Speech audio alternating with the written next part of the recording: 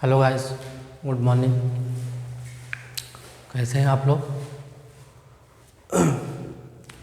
Previous class तक बात की जाए, क्लास 11th की केमिस्ट्री टॉपिक का, तो प्रीवियस टॉपिक तक हम डिस्कस कर लिए थे law of constant fixed proportion.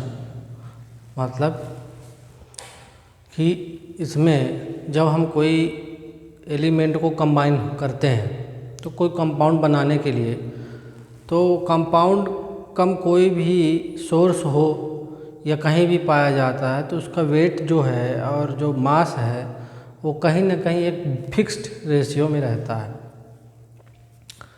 तो इसको प्रपोज किसने किया था? जोसेफ एल प्राउस्ट ने। देन अब हम बात करेंगे लॉ ऑफ मल्टीपल प्रपोर्शन की। Law of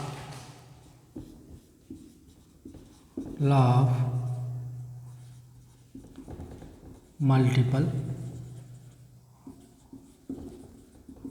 proportion. Law of multiple proportion को किसने प्रपोज किया था? ये थे भाई साहब, एक साइंटिस्ट थे जिनका नाम था डाल्टन। डाल्टन ने किया था। डाल्टन कब किया? 1803।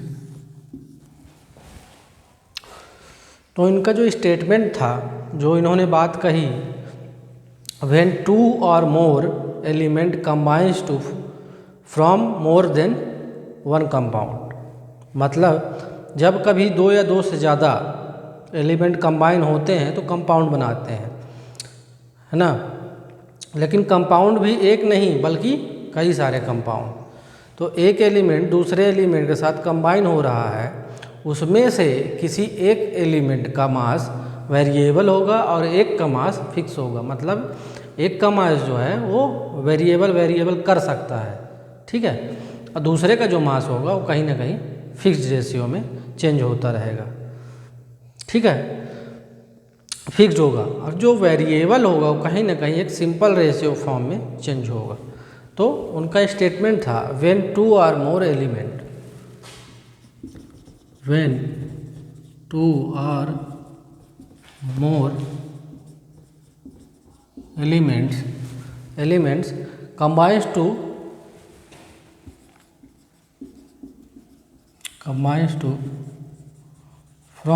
combines to from more than one compound, combines to from more than one compound।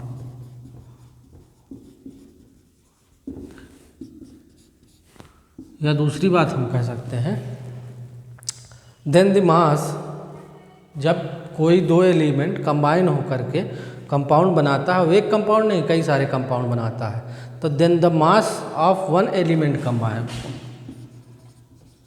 Then the mass of one element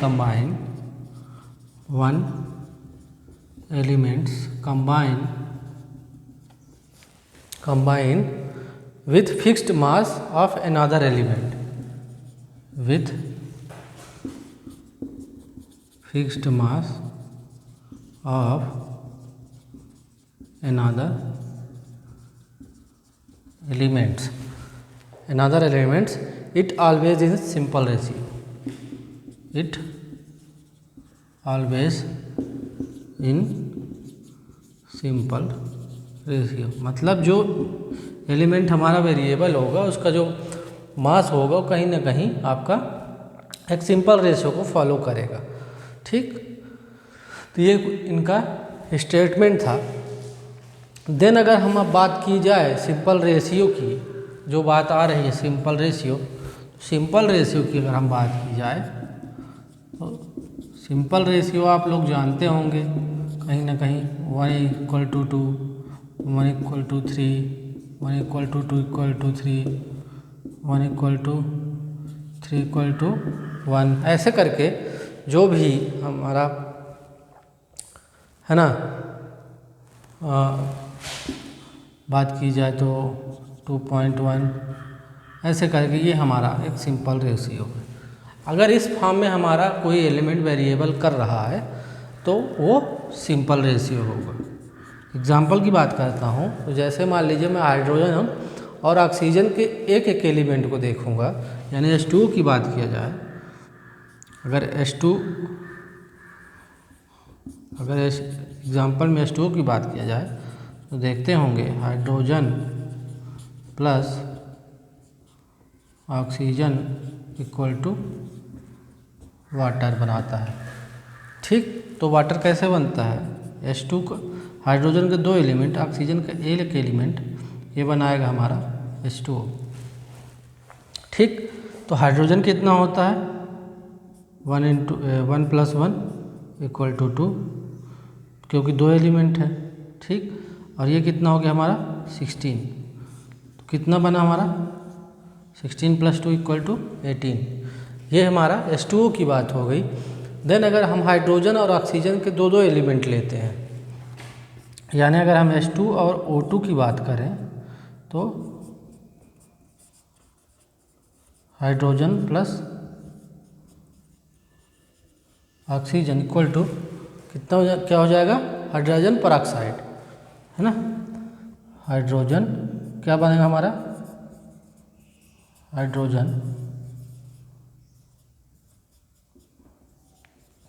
peroxide, यानी H2 + O2 = H2O2, यानी हाइड्रोजन के देखेंगे तो 2 एलिमेंट, इसका हो जाएगा 32 16। ठीक, कितना हो गया 34। तो देख रहे होंगे कहीं ना कहीं हमारा जो हाइड्रोजन का है O + O2, ये हो जाएगा हमारा 16, ये हो जाएगा 32। तो इन दोनों का रेशियो अगर देखा जाए 16/32 तो 1 = 2। ये देखिए सिंपल फॉर्म में हमारा वेरिएबल, हमारा एलिमेंट सिंपल फॉर्म का रेशियो वेरिएबल कर रहा है। ये हो गई हमारी लॉ ऑफ मल्टीपल प्रोपोर्शन की बात। ठीक, दूसरा एग्जाम्पल मैं आपको दिखाई देता हूँ, इधर देख लीजिए। अगर दूसरे एग्जाम्पल की बात करता हूँ मैं, carbon plus oxygen, carbon plus oxygen equal to क्या बनाएगा? Carbon oxygen, carbon dioxide, carbon plus oxygen बनाएगा CO2। ठीक, कार्बन डाइऑक्साइड, यानी क्या बना?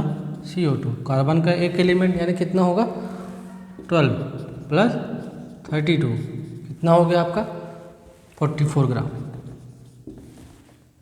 अब अगर हम बात किया जाए कार्बन मोनोऑक्साइड की, तो carbon plus oxygen equal to carbon monoxide, carbon monoxide C+, है ना, कितना हो जाएगा C+O = CO।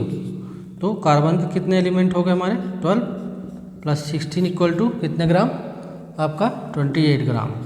अगर कार्बन से कार्बन को हम ऑक्सीजन को फिर से कंपेयर करते हैं, है ना, तो यहाँ भी हम देख रहे होंगे कहीं ना कहीं ऑक्सीजन की वैल्यू कितनी है 1632।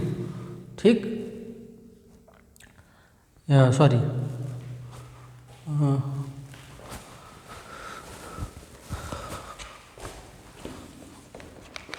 हमारा यहाँ पे ऑक्सीजन 32 है और 16 है, तो कितना हो गया 2 = 1 रेशियो।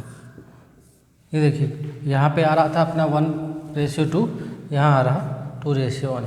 तो कुछ ऐसे एग्जाम्पल के तौर पर हम समझ लेते हैं मल्टीपल प्रोपोर्शन क्या है। ठीक, बात यहाँ तक हुई। अब अगली अगर बात किया जाए it for works gases and volume का, तो इसमें हमारा आता है गेलुसैक लॉ।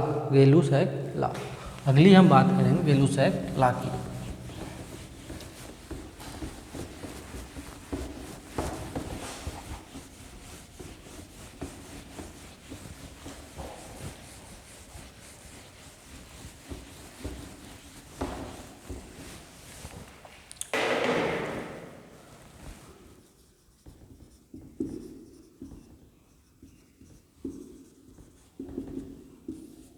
चौथी बात कर रहे हैं गेलुसैक लॉ। ये एक साइंटिस्ट थे, गेलुसैक इनका जिनका नाम है, ये एक साइंटिस्ट थे। इनका कहना था जब कभी भी हम दो गैसेस को आपस में कंबाइन करते हैं टू फॉर्म ए कंपाउंड, तो वो हमेशा आपस में उनका जो वॉल्यूम होगा वो सिंपल रेशियो में होगा। इनका भी कहना एक तरह से सेम था। माने अगर डाल्टन की बात किया जाए, मल्टी प्रोपोर्शन थ्योरम की बात किया जाए, तो कहीं ना कहीं मैच करता है गैलुसैक का लॉ। ठीक है, तो इनका कहना था when two gases combine, when two gases combine to form a compound,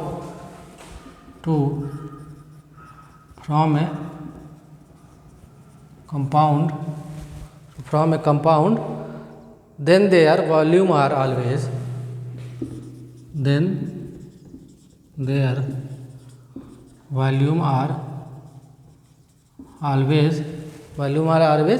in a simple ratio,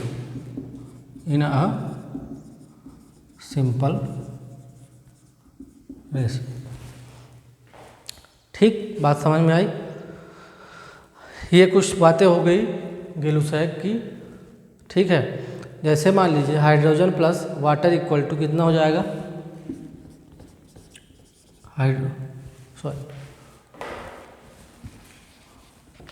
अगर हम वाटर की बात की जाए तो hydrogen plus oxygen equal to क्या मिलकर बनाता है हमारा water.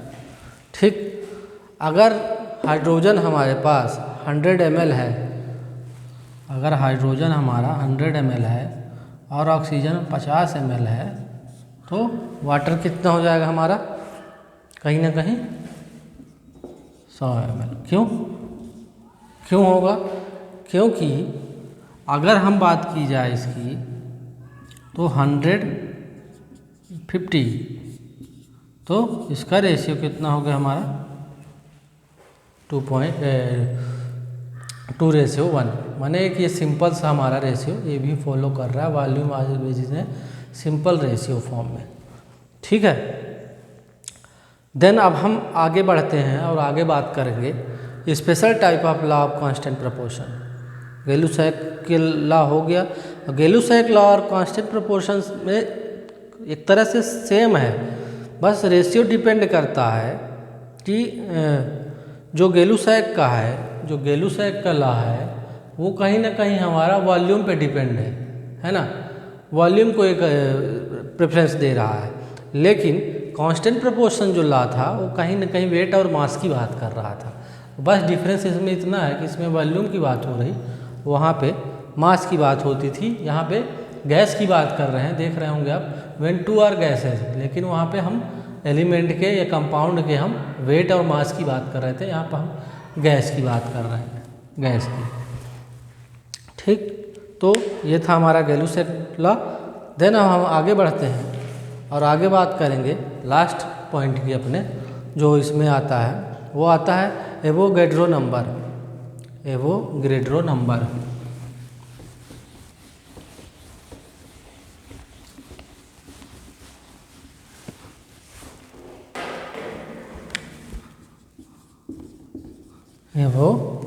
Avogadro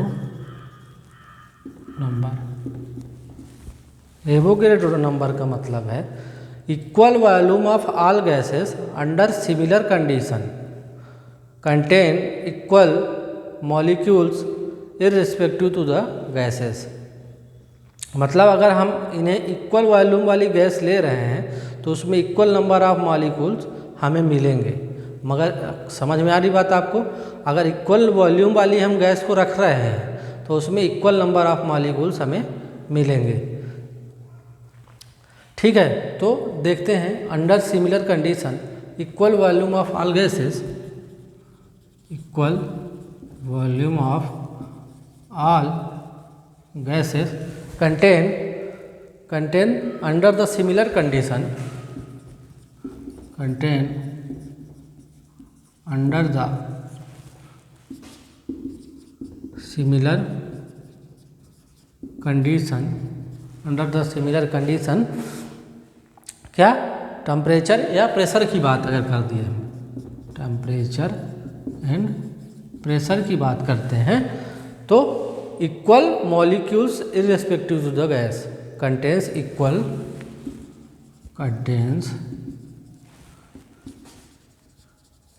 to the irrespective to the gas या गैसेस बोल सकते हैं। बात समझ में आई? अगर हमें इक्वल वॉल्यूम वाली गैस मिल रही है तो उसमें इक्वल नंबर ऑफ मॉलिक्यूल्स हमें मिलेंगे। Equal contains equal molecules equals to irrespective to the gases. बात समझ में आई आपको? जैसे मान लीजिए मैं 1 लाख आपका हाइड्रोजन ले रहा हूँ,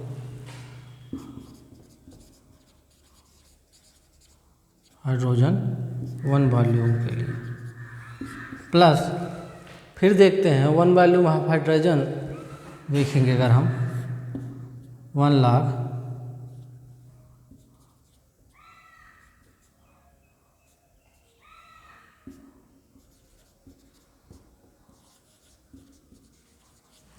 ऑक्सीजन की बात करेंगे तो ये कहीं ना कहीं हमें मिलेगा 2 लाख। ठीक, अगर इसका वॉल्यूम 100 है ml, इसका भी वॉल्यूम 100 ml है तो ये कहीं मिलेगा हमें 200 ml। तो जब ये नियम दिया गया था तब ना हमें एटम्स के बारे में पता था, ना हमें मॉलिक्यूल्स के बारे में पता था। तो ये कहीं ना कहीं एक तरह से हमारा जो सिस्टम था वो फेल हो गया। क्यों? क्योंकि ना हम हाइड्रोजन को समझ पा रहे थे कि एक्चुअली में हाइड्रोजन है क्या, डायटोमिक गैस है क्या है ना। तो हमें बहुत सी सारी चीज़ें समझ में नहीं आ रही थी कि ना हमें, क्योंकि एटम और मॉलिक्यूल्स के बारे में हमें उस समय नॉलेज नहीं था, इसलिए एवोगैड्रो नंबर को उतनी तवज्जो नहीं दी गई, उतना महत्वपूर्ण नहीं माना गया हमारे लिए, इसलिए ये मॉडल को यहीं पे रोक दिया गया और ये इससे आगे नहीं आ पाया। ठीक, देन जो इसके बाद हमारी एटॉमिक थ्योरी आती है, जिन्होंने एटम्स मॉलिक्यूल्स के बारे में हमें बताया, तो उनका नाम था डाल्टन्स एटॉमिक थ्योरी। तो कहीं ना कहीं हमारे जो साइंटिस्ट थे उनका नाम था डाल्टन।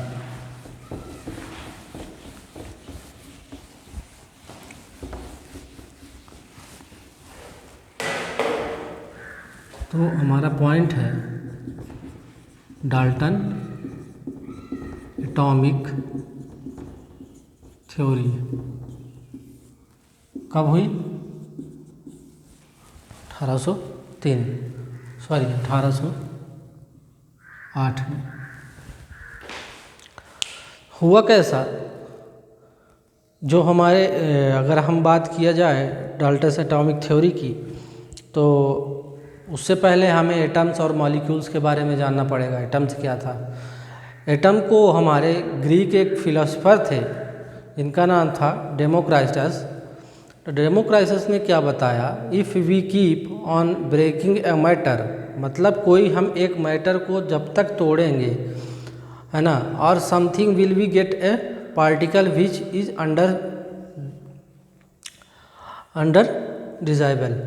मतलब अगर हम कोई एक एटम को लेते हैं या एक पार्टिकल को लेते हैं, उसको जब तक तोड़ते हैं जब तक कि वह छोटा छोटा पार्टिकल के रूप में नहीं टूट जाए, मतलब जब हम उसे अंतिम पॉइंट तक तोड़ेंगे, जब तक हम उसके बाद उसको हम तोड़ ही ना पाएँ, तो कहीं ना कहीं वो एक छोटा सा हमारा एटम बनता है।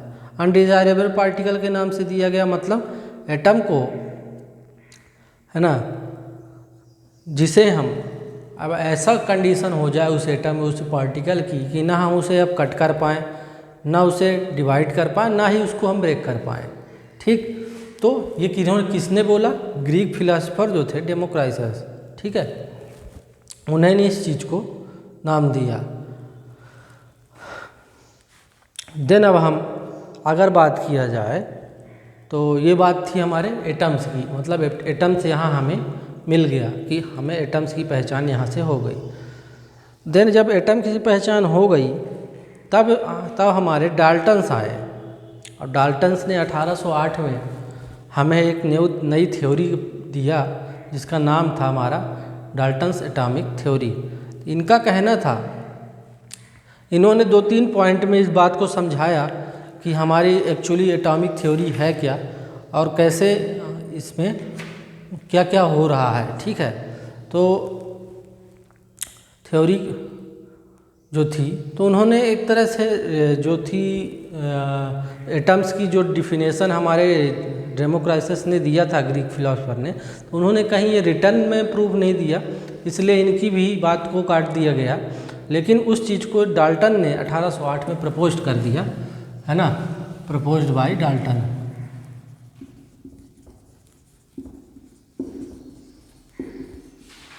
इन 1808 में तो इन्होंने कुछ बातें बताई, that every mass contain on undivisible particle called as atom. मतलब कोई भी ऐसा पार्टिकल जिसको हम एक ऐसी कंडीशन के बाद उसको ना हम ब्रेक कर सकते ना कट कर सकते, मतलब अनडिजाइबल फॉर्म में हो जाता है, उसको हम क्या बोलते हैं, एटम। तो that every matter contain, that every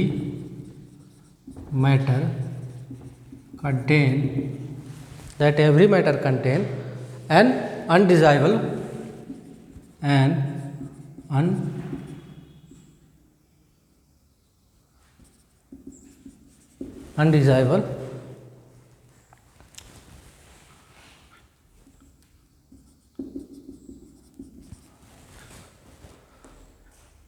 particle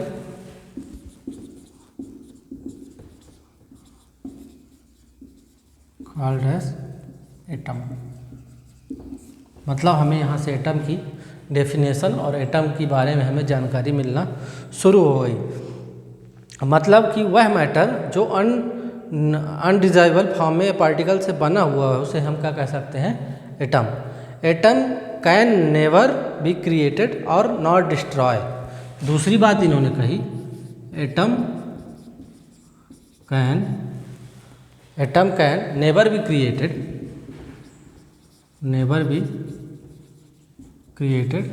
और नॉर डिस्ट्रॉय। दूसरी बात का इनका मतलब था कि हम किसी भी एटम को ना बना सकते हैं, ना ही उसी पूरी तरह से हम डिस्ट्रॉय यानी पूरी तरह से उसे ख़त्म नहीं कर सकते। दूसरी बात इन्होंने ये चीज़ बोली। देखते होंगे कोई ना कोई पार्टिकल, मान लीजिए मैं इतना बड़े पार्टिकल ले रहा हूँ, आप इसको तोड़ेंगे, मान लीजिए इस मार्कर को आप तोड़ते हैं, है ना, तो आप कब तक तोड़ेंगे इसको, एक लिमिट तक आप इसको तोड़ पाएंगे, उसके बाद नहीं तोड़ पाएंगे। उसके बाद जितना उसका पार्टिकल बचेगा तो कहीं ना कहीं वह हमारा एक एटम कहलाएगा। ठीक है, तो दूसरी बात ये हो गई कि हमारी atom can never be created और नॉट डिस्ट्रॉय। थर्ड पॉइंट जो इन्होंने बोला, atom of same element have same property. अगर कोई एटम है तो उस जो कोई एलिमेंट है तो उसकी एटम की जो सेम एलिमेंट है उसकी सेम प्रॉपर्टी भी रहेगी। Atom of same element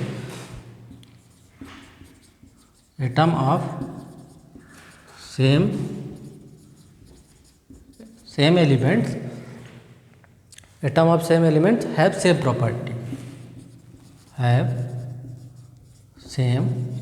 property.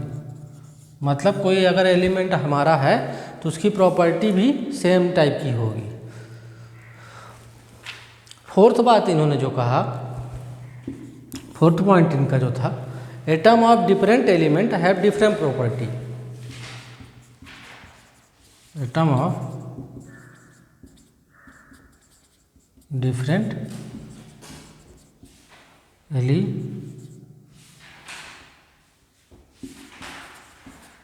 Have different property. मतलब अगर कोई डिफरेंट एलिमेंट है तो उसकी प्रॉपर्टी भी हमारी डिफरेंट होगी। देन लास्ट पॉइंट जो था इनका, लास्ट पॉइंट इन्होंने कहा, when atoms are different element condition they always do so in fixed properties. When atoms are different element combine when atoms of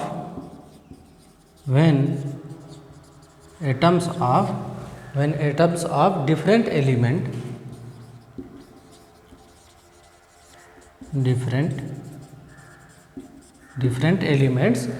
combine,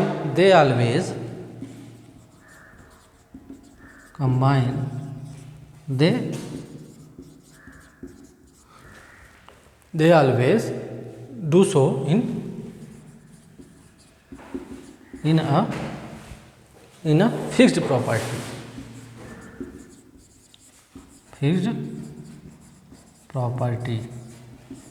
ठीक, कहने का मतलब था कि जब हम दो अलग अलग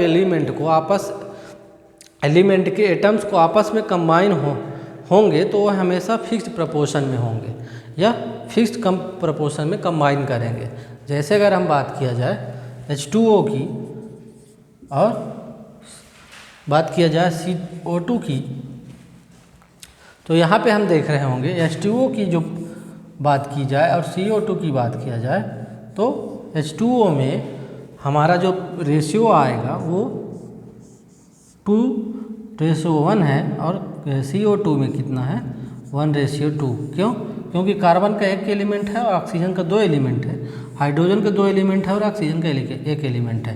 तो यहाँ पे 2:1 में है और यहाँ 1:2 में है। तो when atoms of different element combine, अगर दो हम एटम को कंबाइन करते हैं डिफरेंट एलिमेंट्स को, तो हमेशा फिक्स प्रपोर्शन है, फिक्स रेशियो में हमारा एलिमेंट होगा। ठीक, ये बात थी हमारी कुछ एटॉमिक थ्योरी की जो हमारी डाल्टन ने प्रपोज किया था। ठीक है, देन अब हम आगे फिर बात करेंगे हमारी सबसे मेन यूनिट जो आएगी AMU, माने एटॉमिक, AMU को क्या कह सकते हैं हम, अपना atomic mass unit. Atomic mass unit जो है हमारा कहीं ना कहीं ये हमारे पूरे सीरीज को, पूरे यूनिट में कहीं ना कहीं ये एक नंबर को हमारा फाइंड आउट करने में हमारी सहायता करता है, मदद करता है। जैसे हम SI यूनिट की बात कर रहे थे उस तरह हमारे पास AMU है, यानी कोई भी हम एटम को, मॉलिक्यूल्स को हम कैसे रखेंगे, किस फॉर्म में रखेंगे, तो कहीं ना कहीं हम यहाँ से यूनिट को यूज़ करने हैं। ये एक तरह की यूनिट है जो हम यूज़ करेंगे AMU के फॉर्म में, यानी एटॉमिक मास यूनिट इसको कहते हैं AMU। तो देन हम इसकी बात नेक्स्ट वीडियो लेक्चर पे करेंगे। तब तक के लिए हम डाल्टन एटॉमिक थ्योरी तक जो भी बता दिया गया है आप उसको नोट डाउन करें, उसको पढ़ें और थोड़ा समझें। मिलेंगे हम नेक्स्ट लेक्चर में, तब तक के लिए थैंक यू।